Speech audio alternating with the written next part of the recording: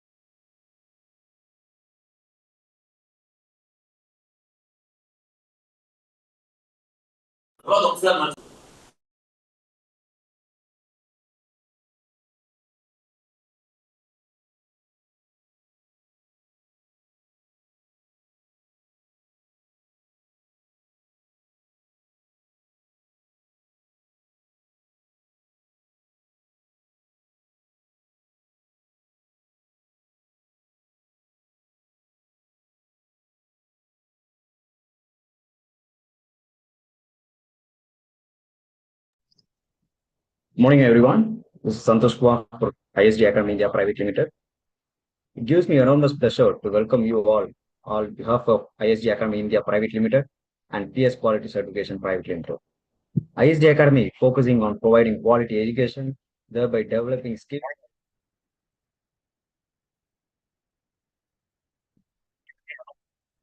enhancing empowerment to professionals by narrowing the gap in expectations between industries and educational institutions globally. Now, ISD is an established professional research and development institution, well supported by highly qualified, devoted, and experienced professionals focusing towards quality. In today's era of artificial intelligence and machine learning, we are adopting the following technologies in our training.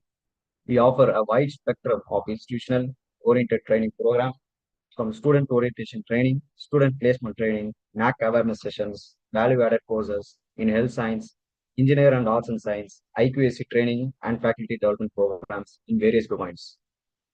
Vision of ISD Academy to be the most globally recognized technical academy in South Asia. We strive to produce highly employable graduates through our dedicated staffs who shall set global standards, making our students technical superior. Our aim is to provide top quality training to our staff, teaching skills that can be transferred realistically to the workforce. For today's webinar on readiness of IQAC for Naac binary system, we honored to welcome Dr. Vanitha Rani N, an esteemed academician, researcher, and accreditation expert to this insightful webinar on readiness of IQAC for Naac binary system. With over 18 years of experience in teaching, research, and academic quality assurance, Dr. Vanitha Rani has played a pivotal role in Naac, NBA, NARF, and PCA accreditation process, making this session invaluable for institutions preparing for the new Naac binary accreditation system. As an Naac coordinator, Dr. Vanitha Rani has led institutional self-assessment, documentation, and compliance, ensuring seamless accreditation. With expertise in curriculum development, COPO mapping, and outcome-based education, Dr. Vanitha Rani has significantly contributed to strengthening academic frameworks in line with Naac standards. A prolific researcher with 74 publications, multiple research grants, and extensive PhD mentorship, Dr. Vanitha Rani brings expertise in evidence-based documentation, faculty development, and institutional reporting, which are crucial for accreditation success. Having received international training at the University of Rochester and the University of Maryland, USA, Dr. Vanitha Rani also offers a global perspective on accreditation best practices. Additionally, Dr. Vanitha Rani has served as a PCI inspector and NARF in charge, playing a crucial role in strategic accreditation planning, structured academic audits, and institutional rankings. Her deep understanding of faculty training, blended learning methodologies, and regulatory compliance has helped in institutions implement effective quality and enhancement measures. We extend a warm welcome to Dr. Vanitha Rani N and look forward to an enriching session filled with valuable knowledge and actionable strategies. Ma'am, we welcome you once again. You can take over the session now.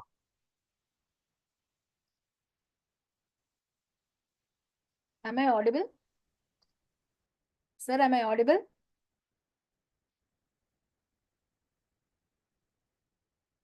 Am I audible? Yes, madam. Yes, we Yeah, can thank hear you you. very much.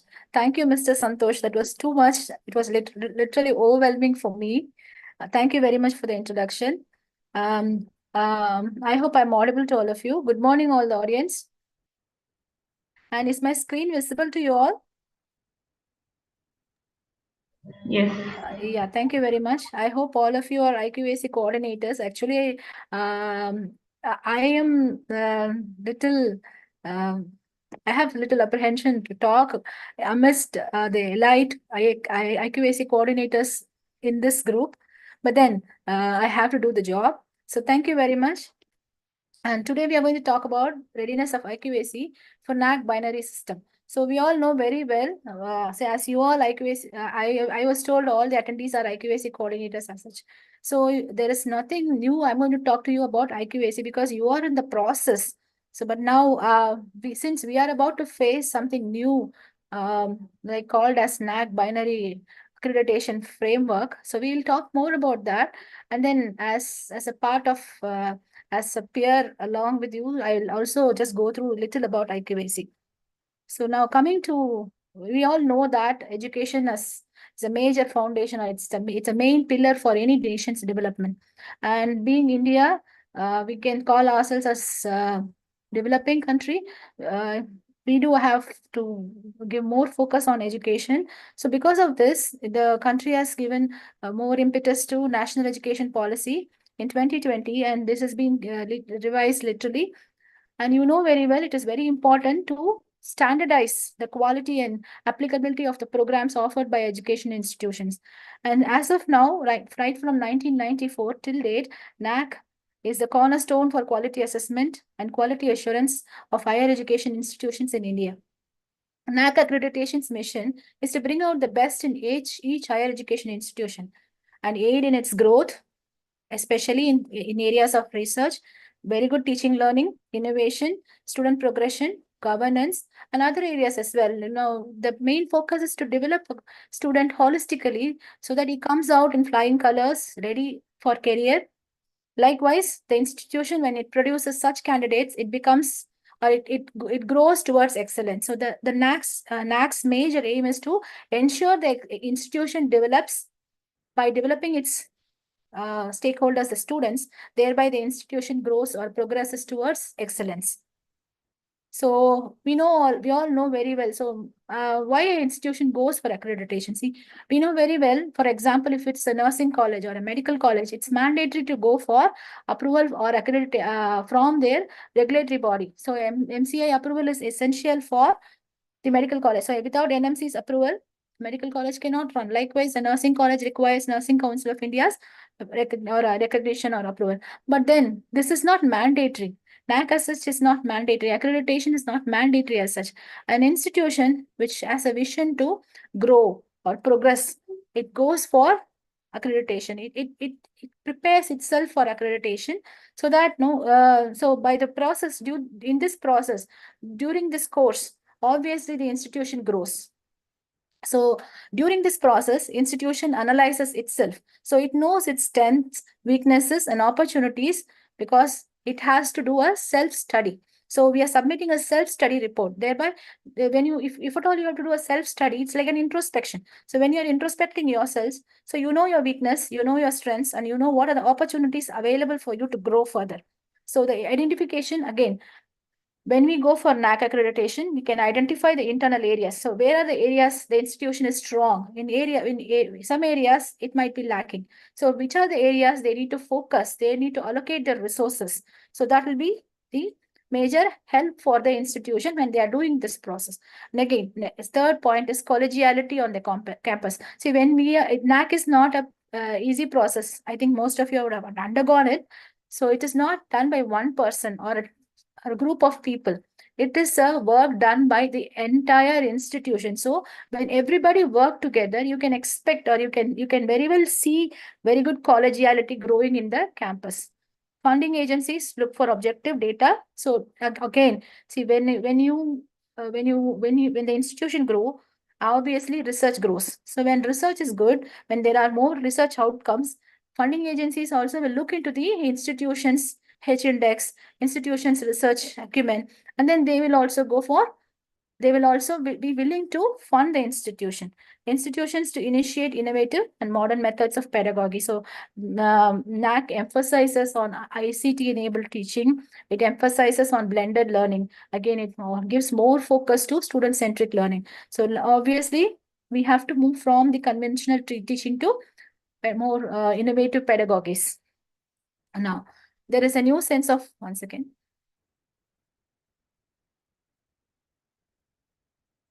Oh, I'm sorry.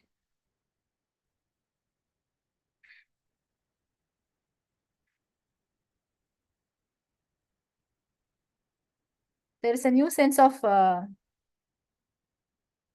direction and identity for institution. So institution knows where they are progressing towards, or what is the direction they are moving towards, whether they are going to focus on education, whether they are going to focus on research. Are they going to become a research institution? So they know where they are focusing towards and what direction they have to march towards. The society looks for a reliable. Obviously, nowadays, everybody are aware of this Naac accreditation, NIRF ranking, and also any parent who wants to put their child in an institution, they look for all these things. They see whether the institution is ranked in NIRF. They see whether the institution has Naac accreditation. So this gives a real face value in the society. Any institution which has A grade or A++ grade has a very good face value in the society. Likewise, employers also look for a reliable information. So when you say an institution is A graded or it has a accreditation with A++, obviously it says that the institution is of quality.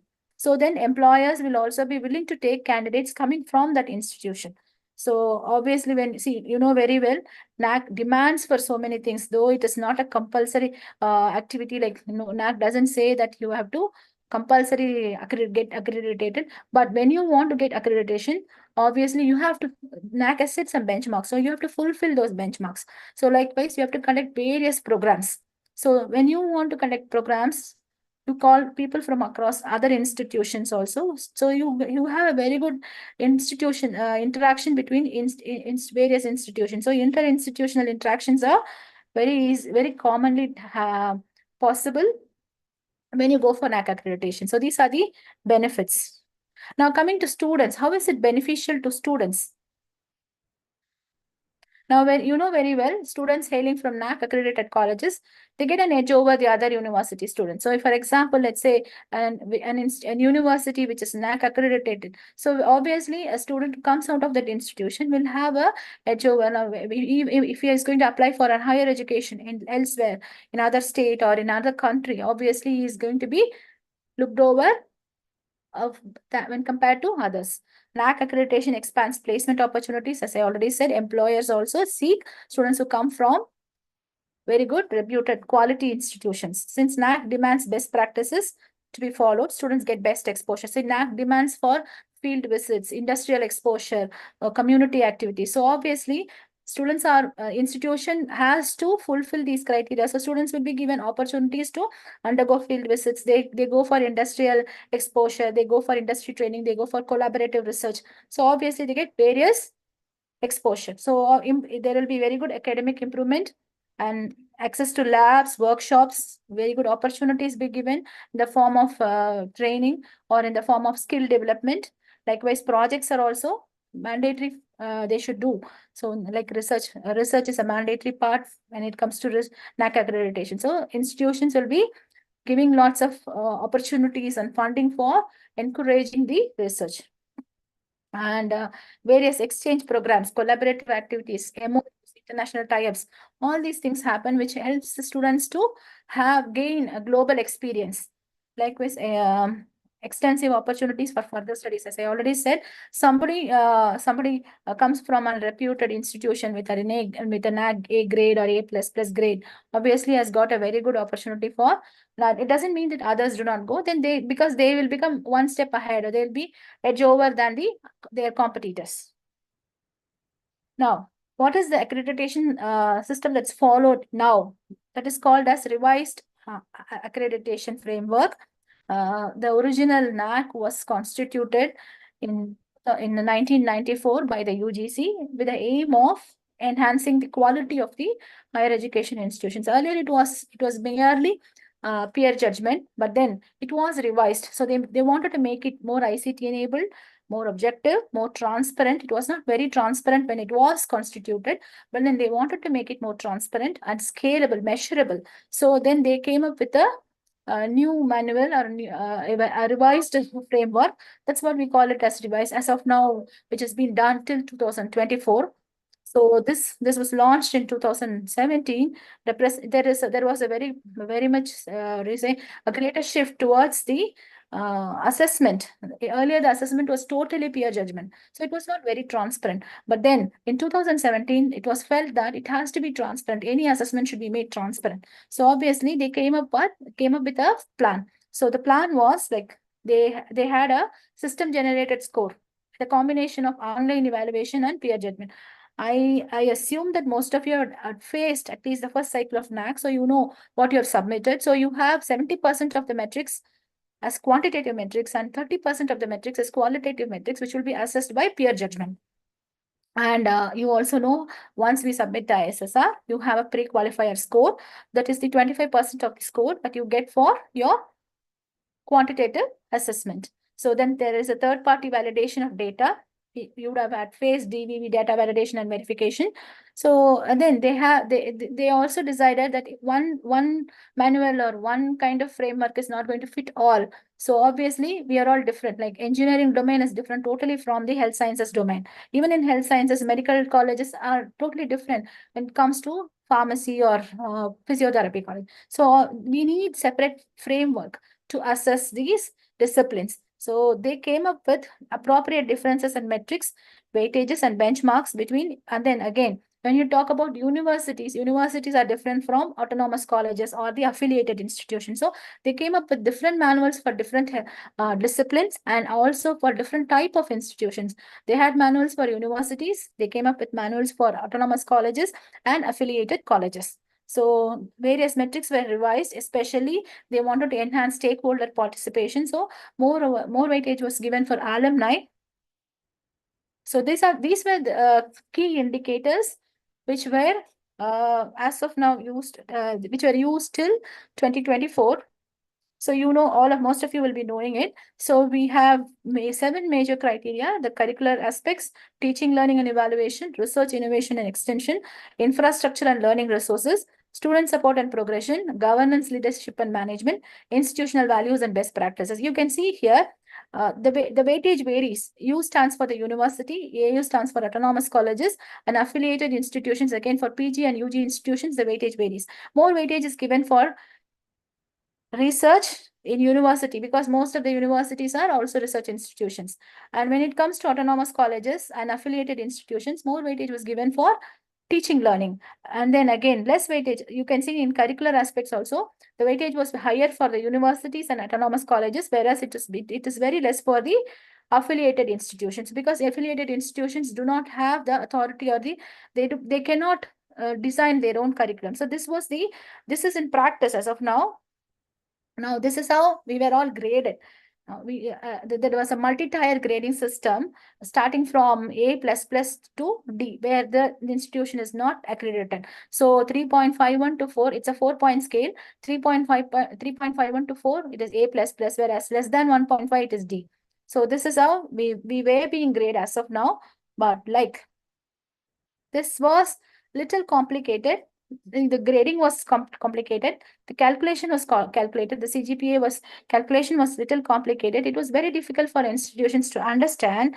And also, many institutions were not coming forward to practice this, coming forward to get accredited. So this, and then again, see, if you see the global standards and the global ranking or global accreditation, they have usually most of the countries have binary system. So Indian accreditation system was not on par or was not on sync with the international accreditation standards. So that is the reason why they wanted to come up with something new. And with the national education policy, they wanted to ensure that the national education policy was really introduced to ensure that our candidates, our students are on par with the global students. So likewise, the accreditation or the quality assurance system for these education, these this education, or the students who are taking up this higher education should also be on par with the international standard. So that was the main reason they wanted to switch over to binary system.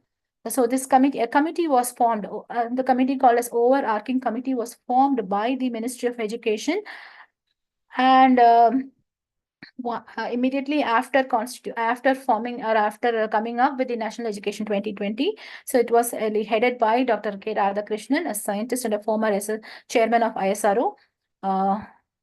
And they had so many discussions, and then they finally came up with the final report, which was submitted to the Education Minister of the India.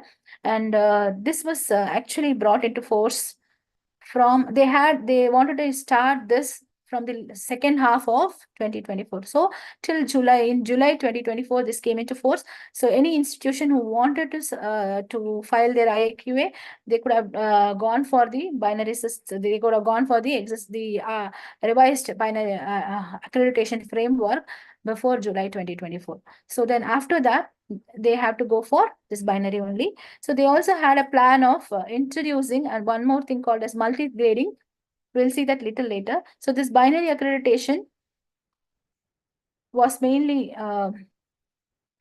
designed to enhance the quality of the education and the institution's performance, aiming to support the higher education institutions in achieving holistic development. So so almost they kept all the criteria. So all the 7 criteria that we have seen, it was all like it was retained. But only thing is the outcome, the what you say, like the main focus of this accreditation was little more varied. Like initially they wanted to introduce ICT based education. The main focus of revision in 2017 was transparency, measurability, and ICT enabled assessment. Now they wanted to switch over the focus, because everything is being implemented in the institutions. Now they wanted to focus on outcomes. So entirely this binary accreditation framework is mainly focused on outcome based education, or they say outcomes of the entire education system.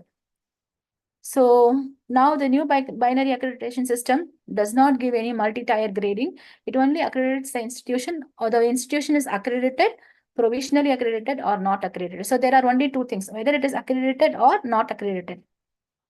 Then this process, now when we see, like, there is no multiple grading, there is no such thing called A++ or A+ or B++ or B+. It is nothing. There is no such thing. So we might think that it's very simple. We have only 2 things, whether the institution gets accredited or it's not accredited. But though it looks simple, it is not so. It is very straightforward, and it imposes a higher responsibility on the institution, because the institution has to consistently meet the requirements of the Naac. Since Naac has given some benchmarks, so institution should continuously meet it, and institution should ensure that all the data that are submitted are genuine. Within this new framework, Naac provides HEIs with a structured pathway. So Naac is again about to give a manual or a set of benchmarks, which has to be adopted by the institutions for their growth and excellence. No, it is not. It is similar to what may. So now this binary system is going to be more or less the same. It is almost the same as that of the accreditation systems across the countries. In various countries, like in any nation that you, so it becomes very easy. Say, for example, once you adopt this binary system, and if you are an accredited institution and your accreditation is as such, the standards are on par with the international standards. So obviously students will get a better opportunity, because now in Indian assessment standards are also the same as that of the international standards. Okay, so okay, what are the changes, the major changes that happen? It is actually a simplified accreditation status. That means we are only going to give only 2 things, whether you're going to accredit the institution or you're not going to accredit the institution. So there is more focus given for certain core evaluation areas, especially they give more focus to the outcomes. We'll see what they are. Mandatory digital documentation. So it is totally, the entire thing is digital documentation. There is not going to be much of, as of now, they say there is no peer team visit as well. and you have to submit more evidence. They expect you have to submit more evidences. You have to give brief write-up or a 1,000 words description for all the metrics. So like there is no, so they have even reduced the accreditation cycles as well. In the sense like now you have a first cycle, once you are accredited, then you go for the second cycle after 5 years. Obviously, the process takes approximately 7 years from first cycle to second cycle. Then again, you go for, then every cycle, the time duration between every cycle is going to be 5 to 6 years. But whereas here, it is not going to be the same, not to be like that. So there will be reduced accreditation cycles. And as I already said, the emphasis is given for outcome-based education. So it is not an assessment tool as of now. This is the purpose of bringing out binary accreditation framework is not only to assess institution, it is to ensure that the institutions adopt a transformative approach. By like, in the sense, they have to think about really practicing things so that they have to they have to shape themselves in such a way that they do all the, it is not like creating data, it is to implement all those things, then come up with original data so that they will prioritize excellence, innovation, and then they will sustain at every level. So the purpose of this particular binary accreditation system is not to is to ensure the institutions grow, institutions march towards excellence. So what are the standards? The standards and the second, it's coming.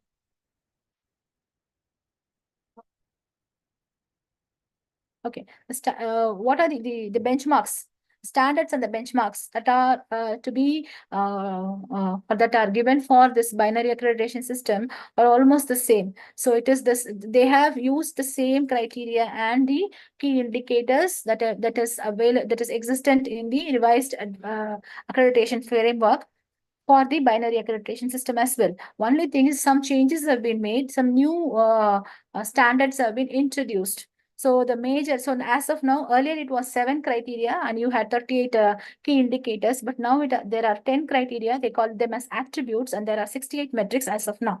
So the main focus is given. So it is like input, process and outcome. So what is the input given? Curriculum is the input given. Teaching learning is the input given. What is the process? The infrastructure.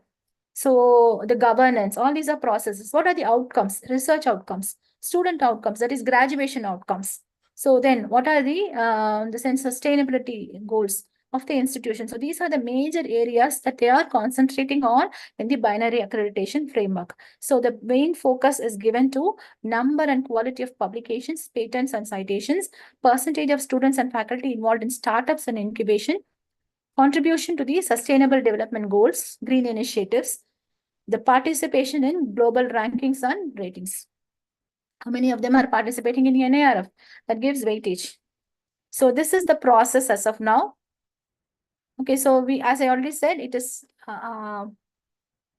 input, process, and the outcome. So now you can see here, you have the attributes. There are 10 attributes: the curriculum design, faculty resources, infrastructure, financial resources and management, learning and teaching, extended curricular engagement, that is the extramural or the intramural activities that you provide, governance and administration, student outcomes, research and innovation, sustainability outcomes.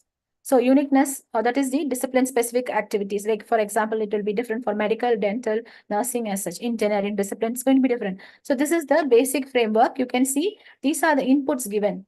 You give the curriculum design, various faculty resources we provide, the infrastructure, and the process, teaching, learning, all those things are the process, and outcome. So more emphasis is given for the outcome.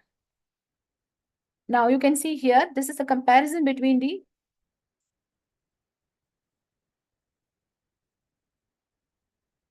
So this is a comparison between the old attributes and the new attributes. So this is the revised framework. So as we all are familiar with it, so we have the 7 criteria, which we were doing as of now. But now the new one has this is almost the same, but only thing is there is slight modification. And again, there are some new added thing.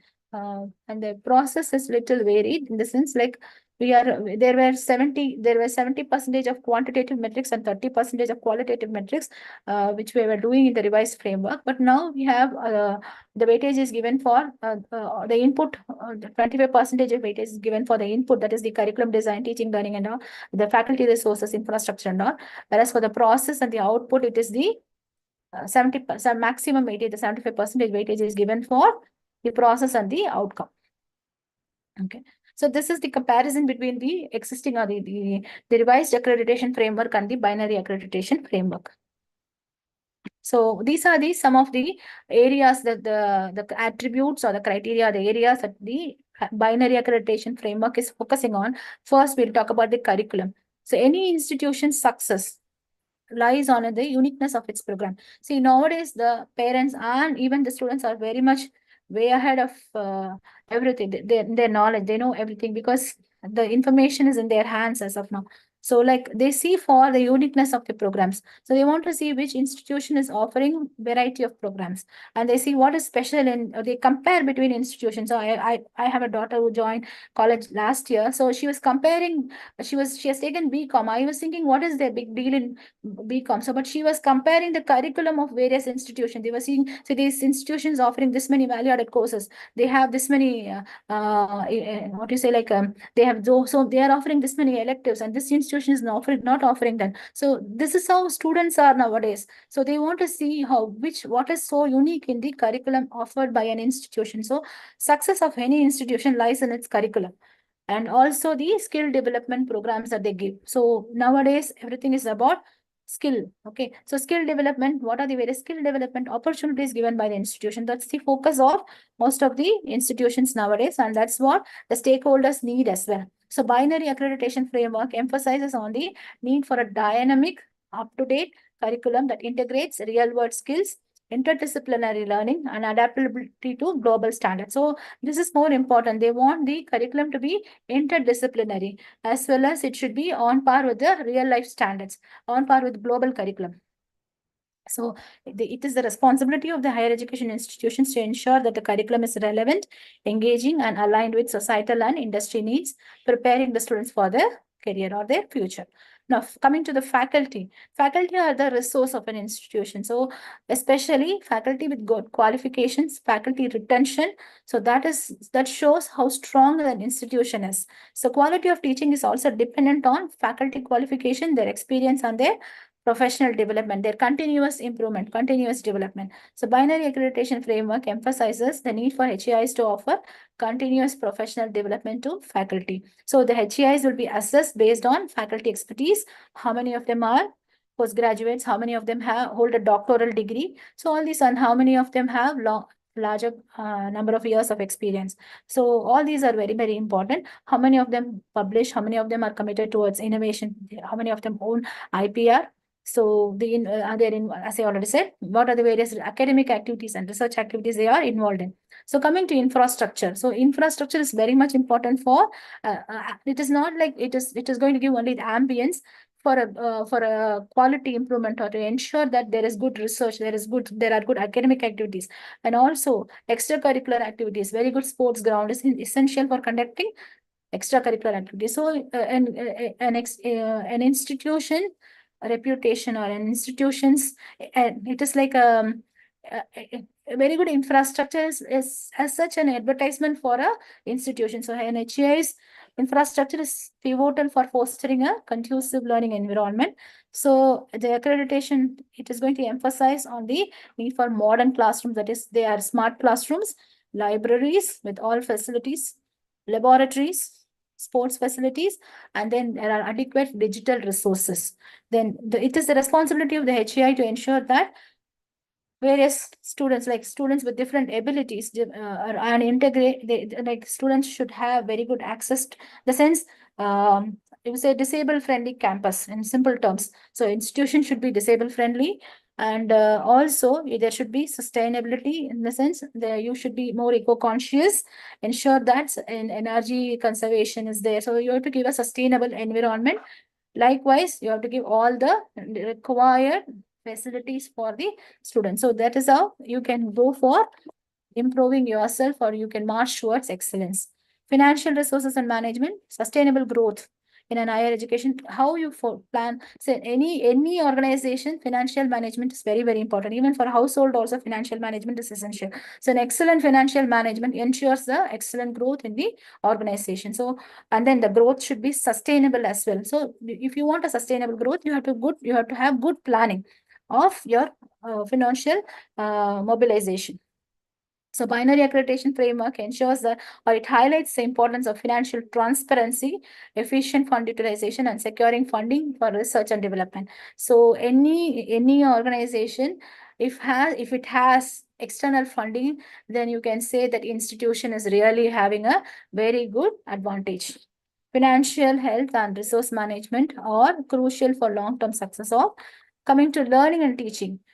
This you know very well. Nowadays, we are no longer in adopting only the conventional method. So the institutions are going towards modern teaching learning methodologies, like game-based learning, mobile-based learning. So they go for so many. They are towards the recent, or you can say they are incorporating ICT in their teaching, in their evaluation patterns. So when all the institutions are moving towards it, and also nowadays, so we are about to deal Gen Z, right? These are kids who are born with mobile. You are no longer, like, you cannot say you cannot have your mobile phones, you cannot use technology in the classroom. So we need to have so what you say, like, super thinking, that we need to know how to ensure that they use this mobile or technology in the classroom effectively. So that's where blended learning as well comes. So this is what binary system is also focusing on. They are going to give more weightage for innovative teaching learning methodologies, how technology is incorporated effectively in teaching learning, how it is made collaborate, in the sense how it is made blended, in the sense, very well, face to face and the online sessions, how they are effectively blended. So, and again, how the entire teaching learning process has become student centric. This is all they are going to emphasize on. Coming to curricular engagement, external curricular engagement, it recognizes the crucial aspect of emphasizing the activities like internships, field visits, community services, and also cultural activities. So it is not only classroom-based learning. Beyond the classroom or experiential wise, also they should learn. So this is the emphasis given by the binary accreditation system. These are actually there in the existing system as well. But only thing is the focus is more towards the outcomes. AGIs are encouraged to provide these experiences, more of what you say, like field visits, more of industrial training, more of internships, more of community activities, outreach activities. All these things are, and give programs to develop their soft skills, interpersonal skills, communication, all these things. So that you prepare students to face challenges in their real life. Also, they can take up global opportunities. Now coming to governance. So when we talk about governance, any institution which has a good governance or a good administrative system, a structured administrative system, will be a successful institution. So binary education accreditation framework also evaluates the effectiveness of leadership, whether there is a structured governing body, okay, whether the administrative process is decentralized, it is well distributed, whether there is a proper SOP for this administrative process. So a strong governance, as I already said, fosters a positive culture. So that if there is a very good leadership, obviously the students and faculty are also going to be, they will have a smooth process, as well as the institution will also be successful. This is the major part, the student outcomes. The success of any institution is dependent, or you can say it is completely relying on the students, the products that comes out of the institution. So if their students are well versed, if they go to greater heights, if they are achieving in their lives, obviously it talks about the institution. Now we have so many laurels from Anna University. So obviously we talk about Anna University. So IIT, we talk about it. So any institution success is directly proportional to the success of its students. So binary accreditation framework emphasizes, it gives more focus on student outcomes. That is their academic performance, their employability, their skill development, and their personal growth. That means their interpersonal relationship, their communication skills, all those things. So HEIs will be evaluated on how well these programs are organized, how these programs prepare the students for the workforce. They also the framework will track their alumni and their how their alumni are progressing, how the institution helps in the lifelong learning of the students.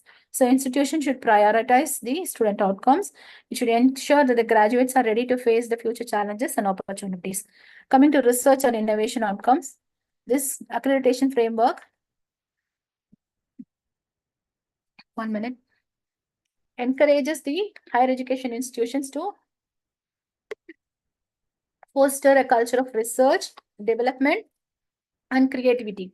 So research is given more importance. Likewise, innovation is also given more importance. So more startups are to be encouraged, and more incubators are to be encouraged in institutions. So again, you can have collaborative research. More weightage will be given for interdisciplinary collaborations. Okay, so innovation is the more important area that binary accreditation system is focusing on. HAs will be evaluated on their contributions to academic research, publications, patents, and industry partnerships, with these outcomes reflecting their impact on the society. So what is the impact of their collaboration on the society, and how technological advancement is happening? That is more and more of entrepreneurial activities, startups, and finally the sustainable sustainable goals of the institution. What are the green initiatives taken by the institution? So like in terms of waste management, energy conservation, water saving, eco-friendly campus, all those things. So these are the areas in which the institution will be assessed by the binary accreditation framework. Now, so we can say there are around 50% of new metrics. As I said, there are more than 60 metrics. So of which 50% of them are new. And so it will be no, it will again no, each metrics will not be what do you say, like it is not going to be graded. You will be getting the new processes. So all these has to be all these activities or all these areas needs to be definitely imbibed by the institutions, and they should bring it into practice so that they will be excelling in all these metrics. Okay, so it is not easier. Now, when we look into it, we may see that it's very simple. They are going to only grade us. So they are going to only accredit us, or they are going to say, no, you're not accredited, you come for the next cycle. So now it is not like that. The process is going to be very complex. That means they are expecting it to really happen. And but though there are no expert visits, fees is going to be relatively less. And again, there is no CGPA, there is no grading. Metrics are to be categorized as good, concern, and weak. Concern is this needs to be focused more. Okay, so this is how it's going to be awarded. So the binary under the binary accreditation framework, the HEIs will be awarded either as accredited or not accredited, as we already said. The institution, if this is again a 4-point scale. If the institution gets more than 2 CGPA, so then the outcome will be accredited for a period of 2 years. If the institution gets more than 1.5 and less than 2 CGPA, then it is going to be provisionally accredited for a period of 1 year. Then if the institution gets less than 1.5 CGPA, then it is not accredited. If the institution is not accredited, it can again reapply after 6 months. So an institution is provisionally accredited. After a period of 1 year, they can go for again accreditation. An institution that is accredited, this is the basic accreditation. They have to go for the next level. The CGPA of the institution again will not be reflected in the certificate given. So it will be internally calculated only. So now, as of now, we are getting the score, right? This A plus 3.6 under the scale of 5. You won't see such things in the certificate. You'll see only the institution is accredited, provisionally accredited, and if not accredited. So this is the other level. We call it as the maturity-based accreditation system. We call it. It is yet another reform introduced by the committee. Okay, this is actually they plan to implement it from December 2024. It is come into force. So hereafter, any institution that has been accredited can go for this next level. Okay, so it has 5 levels from level 1 to level 5. So level 1 to 4 is for institutions of national excellence. Level 5 is for institution of global excellence, especially research institutions, that is institutions that are undertaking multidisciplinary research Okay, so each level represents a higher degree of quality and excellence in higher education.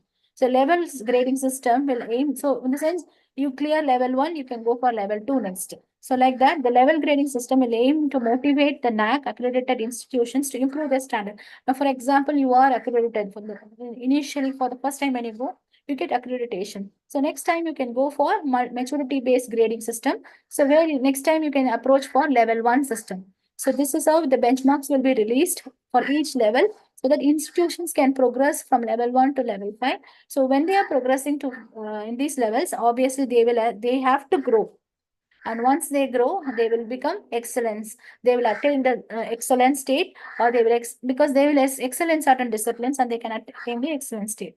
So level grading system will have some parameters and metrics that will measure the performance and achievements of the higher education institution. So these are some of the areas the maturity based grading system is focusing on research and innovation, governance and leadership, internationalization and collaboration, employability and entrepreneurship, social and environmental impact. So these are the areas they are focusing on. So when you go for each level, how much of contributions you make in all these parameters, that says that you qualify in that level.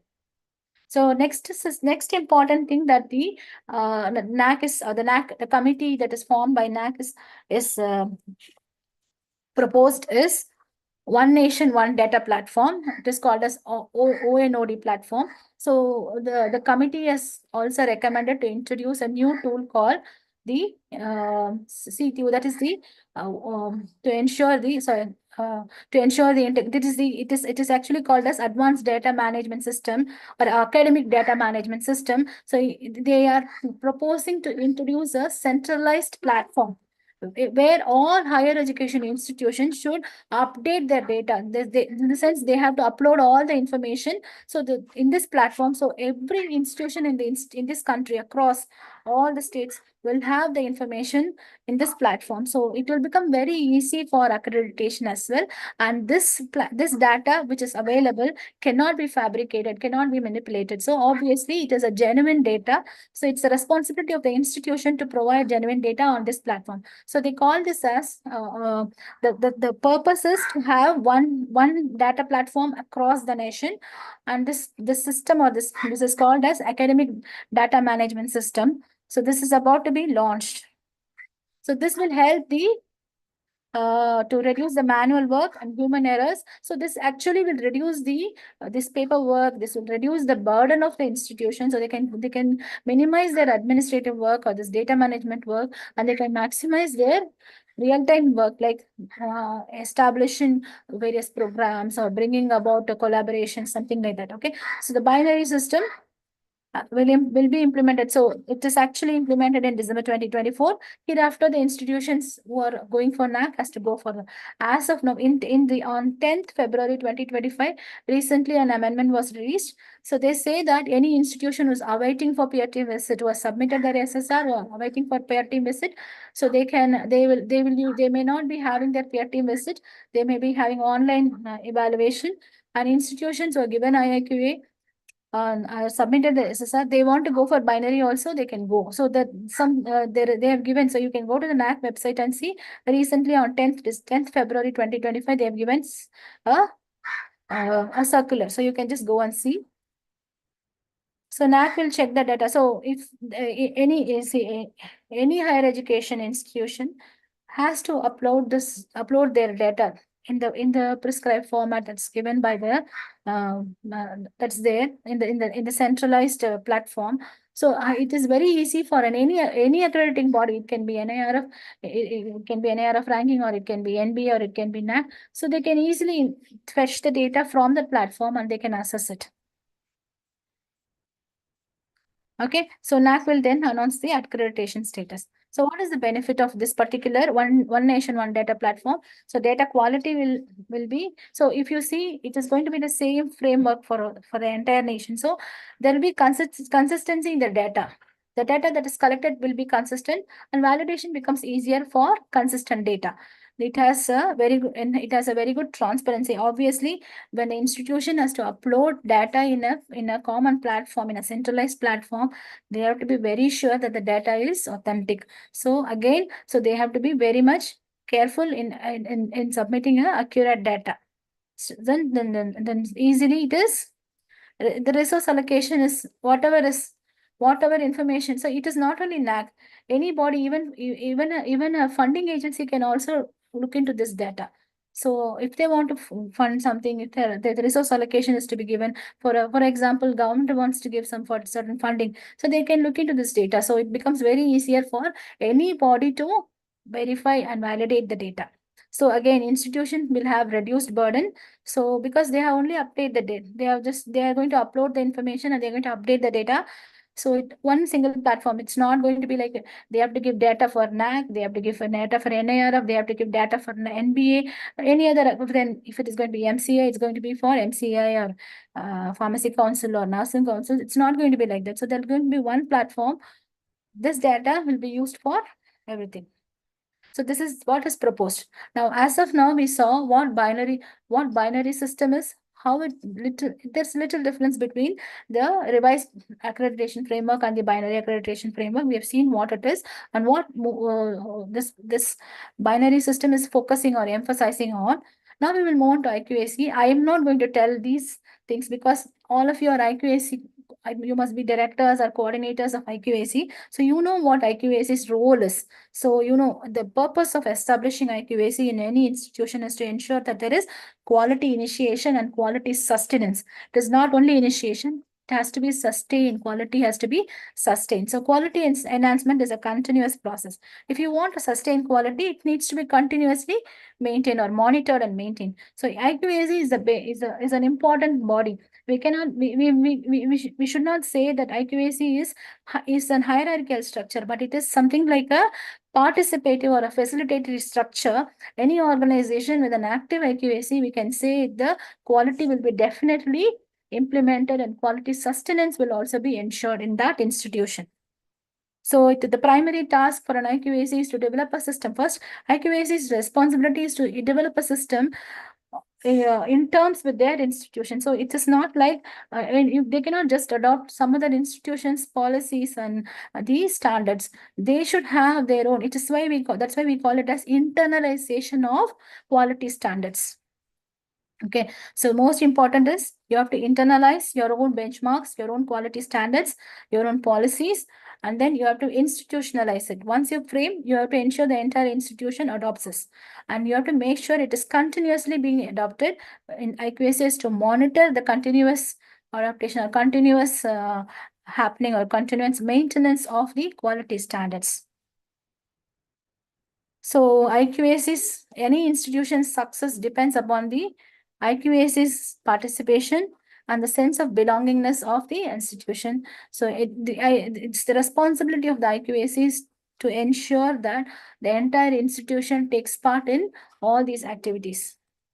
So, IQAC, what is the importance? This is again something that I'm going to just revise, or you can say just brush up so that we come to a consensus. Best practices, IQAC decides what are the best practices.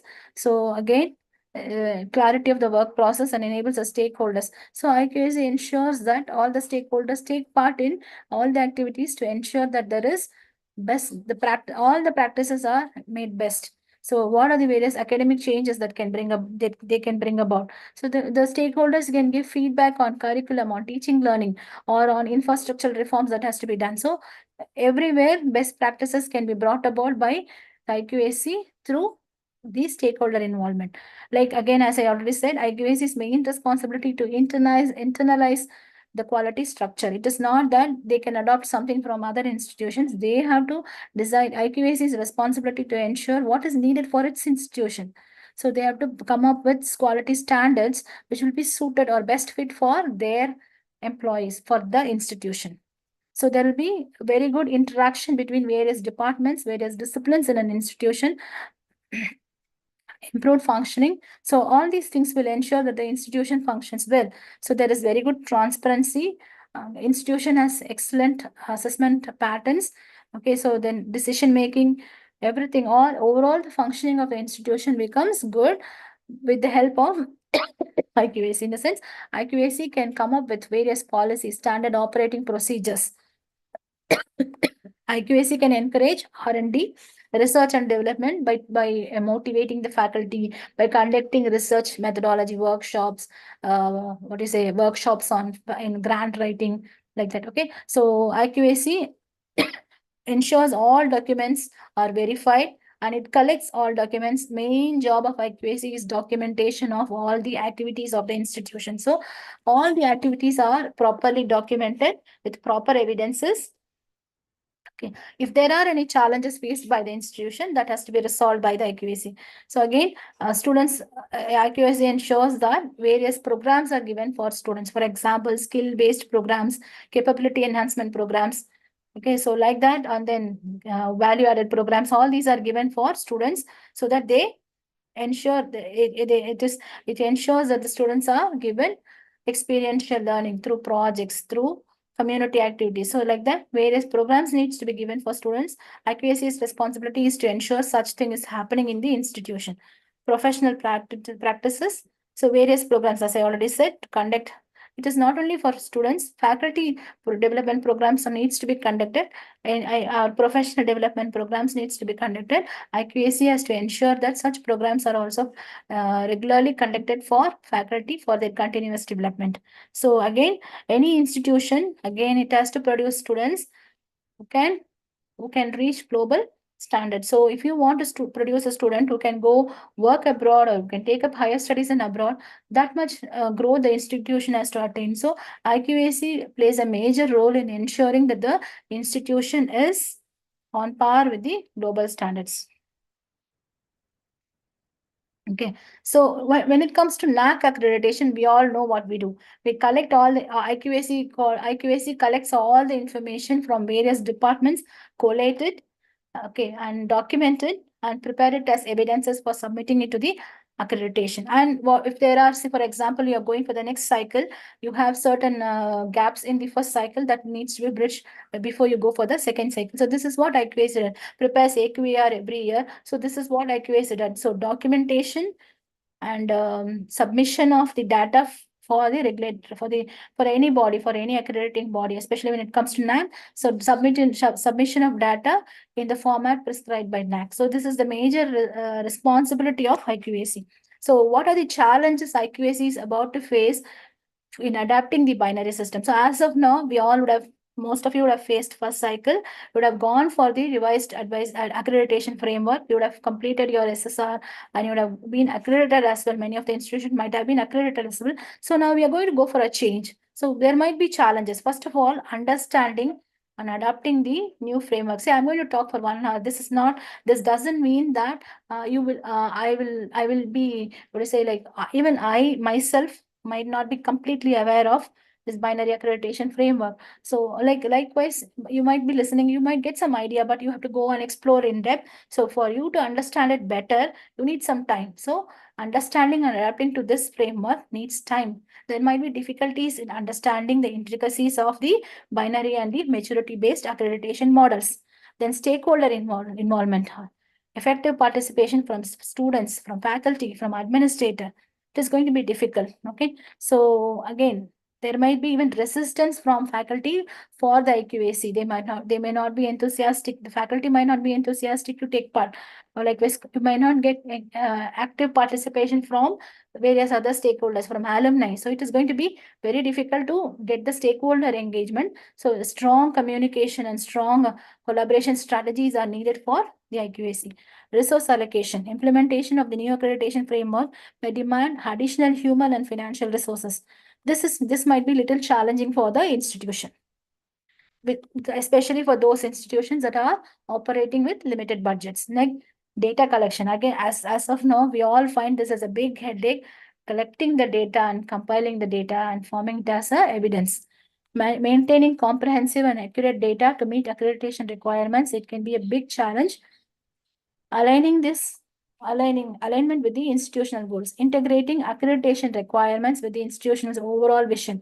See, for example, you might not be a research institution, but then the accreditation system or the binary framework asks for research outcomes.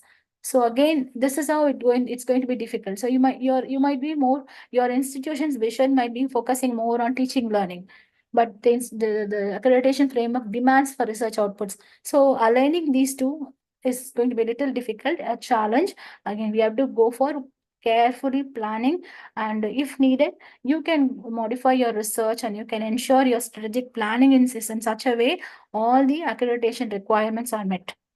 Then capacity building, faculty strength and expertise. See, it is like we are talking about blended learning, we are talking about outcome-based education and all.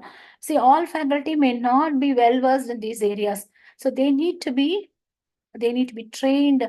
Capability building or capacity building workshops on these areas are needed for faculty as well. So that, and again, faculty needs to be taught about the binary framework. They need to be enlightened about all these things. So again, this is a big challenge with the IQAC now, because IQAC as such is not doing all the job. They get the information from the faculty. Faculty involvement is very, very important. So obviously they should also understand everything. So capacity building programs can be organized. So again, continuous monitoring and improvement. Sustaining and enhancing quality standards over time requires ongoing effect. So it's not about only initiating, it's about sustaining. So it is not sustaining in the same level. Today I am in level 1. Another 5 years, if I'm going to stay in level 1, it doesn't mean I grow. My growth is like stagnant there. So in the next 5 years, I should have moved on to level 2. Then I can say my institution is grown. So these are the various challenges the institution faces. So we can say some examples. Lack of awareness. That's a challenge. We can conduct orientation and awareness programs. Many of us will be resistant to change. It's a human tendency to resist change, right? So how do you overcome that? Ensure that you organize certain activities so that you will ensure that there is stakeholder engagement. So you can organize workshops for faculty, you can call alumni, and you can conduct a program. So like that. So data collection issues. So you in every institution can have a data management software so that they can collect the information. It will become very easy to collate it and submit it to the authorities, the accrediting bodies. Okay, compliance complexity. So see, for example, IQAC develops something or it decides on something, and it is, but if it doesn't percolate to the entire institution, it is of waste. So what we should do, we should have proper policies, a standard operating procedure. For example, if there is a committee, let's say there is a curriculum committee, what is the standard operating procedure for this curriculum committee? So if you frame that, and if you ensure that this SOP has to be followed throughout the institution, then you can make sure that there is compliance. And periodic auditing is very, very important in terms of academic and administrative audit or green audit or financial audit, whatever it is. Audit is very important. Reviewing is very, very important to ensure there is continuity or sustenance of quality. So what is the readiness framework for an IQAC? What should we do? As IQAC, what should we do? We have to conduct some awareness and training programs, workshop seminars for faculty and staff, familiarize these stakeholders with new evaluation metrics. Stakeholder engagement is very much needed. In the sense, you have to encourage participation of students, faculty, alumni, and industry or your employers. Create a culture for quality enhancement. Robust data management is very, very essential. So you can have your own data management system. You can internalize and you can outsource it, or you can procure a data management software. And then all your records, in the sense any program happens within 2 or 3 days, the program report needs to be it needs to reach the IQAC, and there should be a uniform format in collecting the data. So uniformity, as I already said, the data is going to be uniform. Whatever we collect is uniform. Then obviously it's going to be very easy for compiling it or documenting it or creating it as a evidence. Process standardization, align internal processes. So you can even your own audit benchmarks or audit can be on par or on alignment with Naac's benchmark. So you can have for example, you're going to conduct a academic and administrative audit. Your audit parameters could be as that of your Naac's benchmarks. As I already said, you should have standard operating procedures for everything in the institution. All your committees should have standard operating procedures. Okay, all the policies should be laid out. So any activity, for example, Any activity that happens should be having a proper procedure for it. Continuous monitoring and quality enhancement. As I said, internal audits should be conducted regularly. Okay, and you can set benchmarks, you can set performance indicators for all your activities. For example, for faculty promotions or faculty appraisal can be based on these performance indicators. So academic performance indicators can be set, and when you audit again, when you conduct an academic audit, you can ensure that these performance indicators are met. So likewise, administrative indicators can be set. So this is how you can prepare yourself, and IQAC can prepare itself for going through this binary accreditation process effectively. This is how, see, for when you talk about, again, it's going to be the same, but I just try to split it in criteria wise. Governance and leadership, you need to have a strong leadership. The leadership needs to be emphasized about the binary systems importance, and also they should be what do you say, they should be enlightened. So they should be first given a brief idea about what it is. Second, they should be committed. You should have a strong leadership which is committed as well. And as I already said, you should have clear policies. Teaching, learning, and evaluation, you should ensure that your curriculum is outcome based. So define outcomes for all your programs and ensure that your teaching learning is focused on outcomes. Okay, as much of ICT usage in the teaching learning will be very good. Okay, and all your teaching learning approaches should be student centric, the sense problem based, project based, or role plays like that. Give a lot of student-centric activities like quiz, or in the sense discussion forums. Research is very much important. Ensure that research happens. Ensure that each faculty publishes more publications comes, at least, see, it is they say it will be very good even for NARF. It will be very good if you have one is to two. Each faculty should have at least 2 publications per year. So then you can achieve the benchmarks. Patent and funding, industry collaboration, societal engagement, infrastructure, digital initiatives everywhere, and e-governance. Implement e-governance or software in all your administration, academic, and financial activities. Physical and ICT facilities, student support, placement, excellent placement, 100% placement, career guidance programs, skill development programs, alumni engagement, mentoring, documentation, all these things. Documentation, you know very well. So ensure the records are maintained up to date, and how you collect the data, how you compile the data, how you store the data, and data retrieval is also very important. So you can have your own platforms, digital platforms. Okay.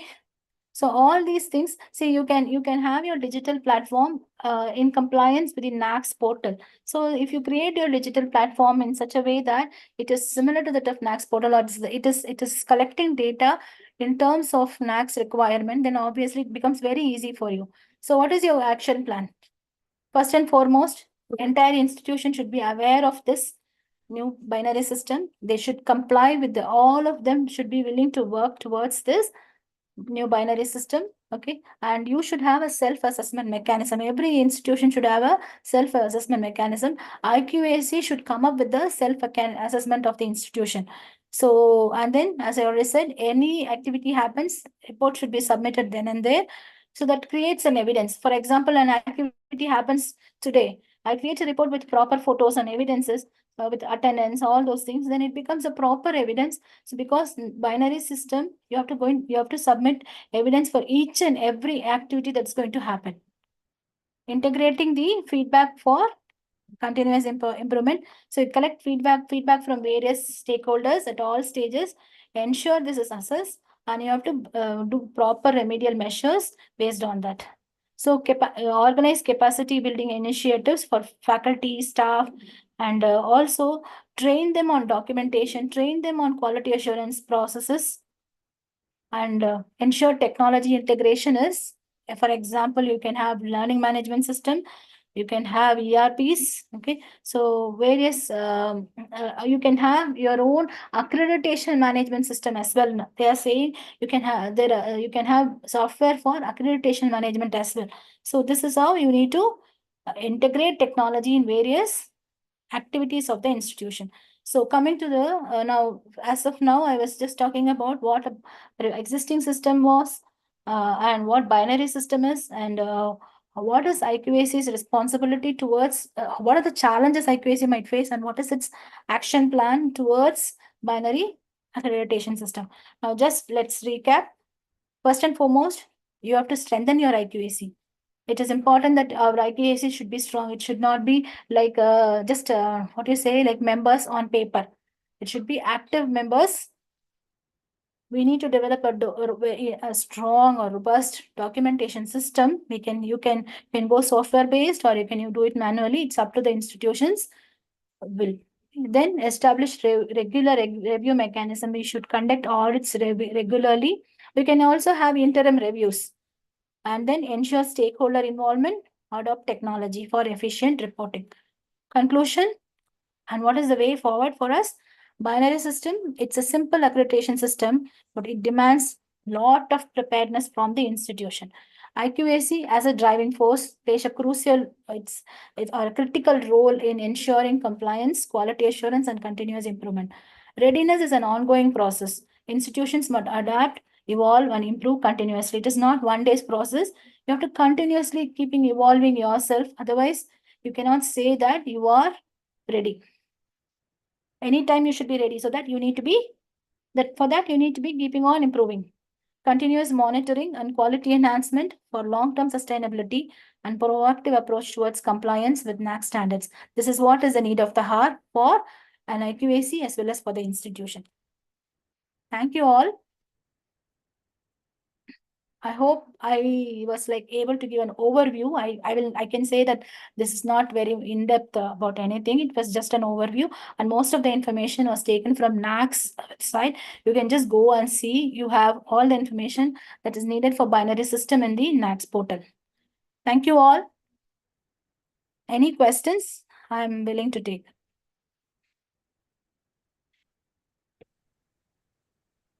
Excuse me, madam. Yes, sir.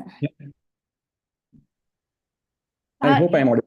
Yeah, I can hear you, sir. Madam, my name is Amit Aravind. I'm from St. Kitts College of Engineering, Kottayam. Yes, sir.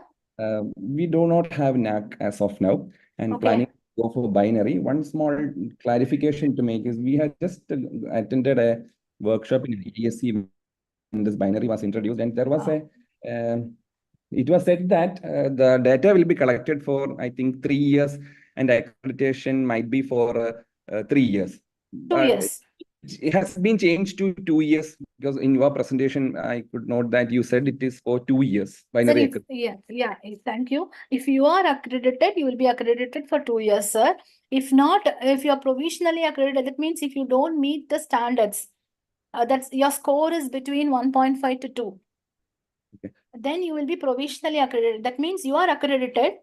You can go for, you are not as such accredited.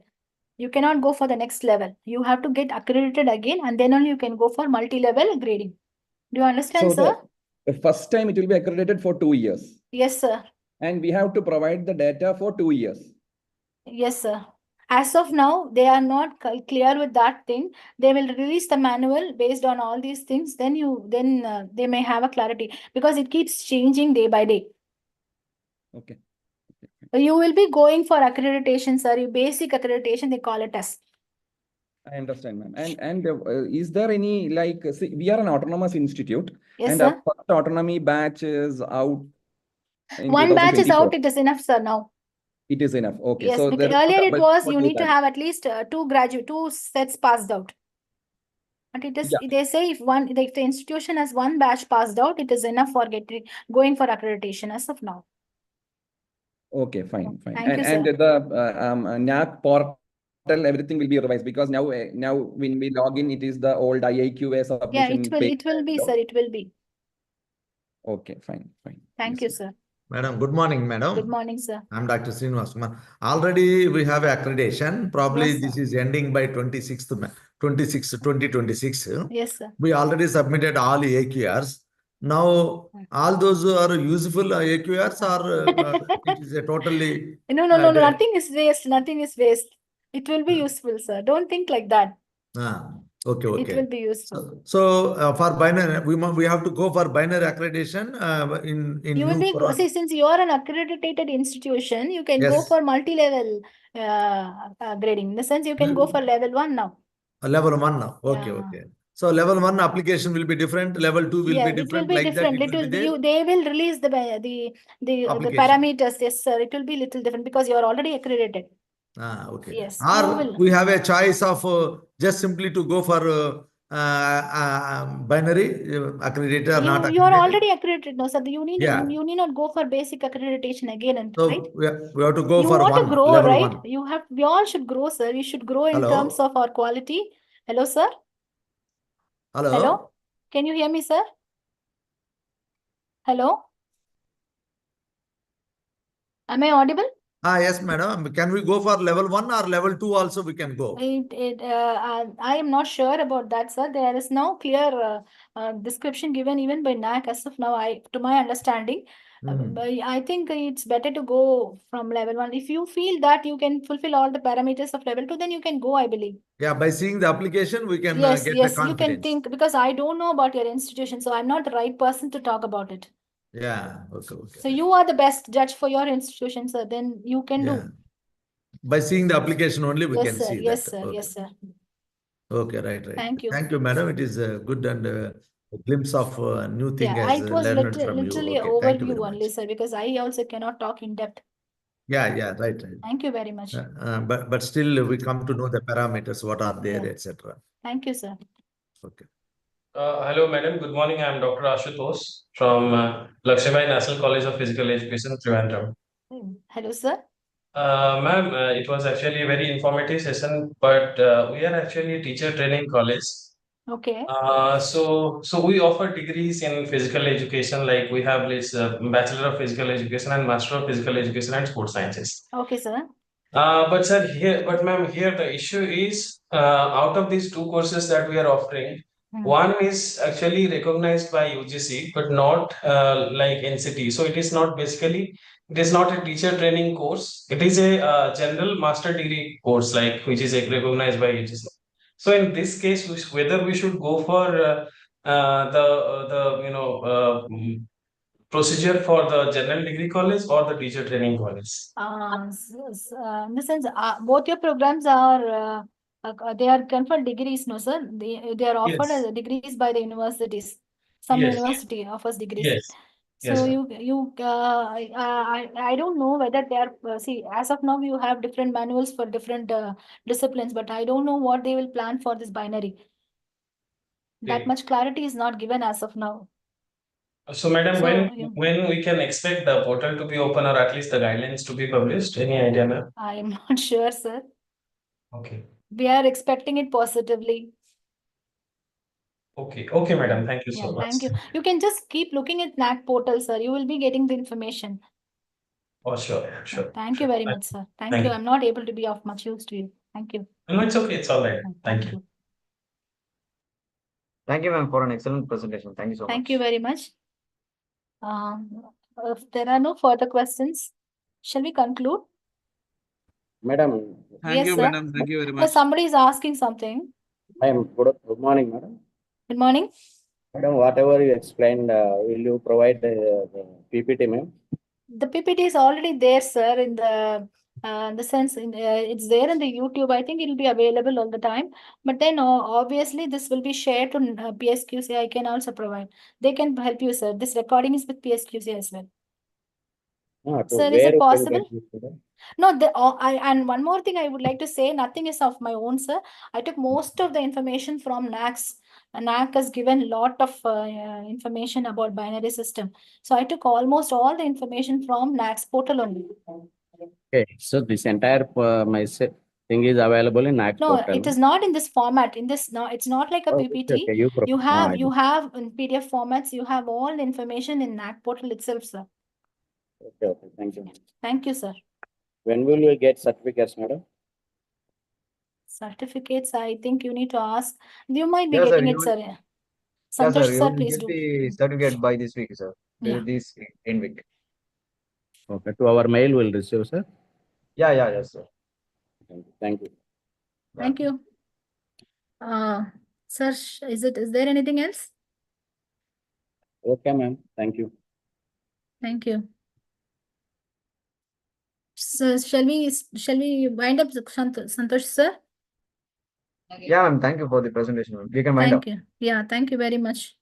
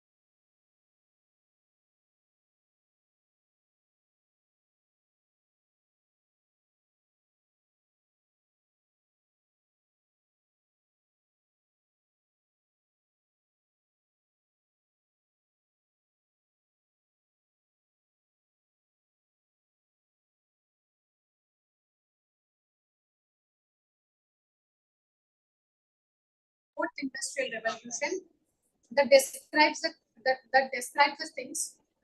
So this is the autonomous robots. So the role of the autonomous robots is mainly go through learner. What it can do. Autonomous robots is the advanced robots. It can perform the task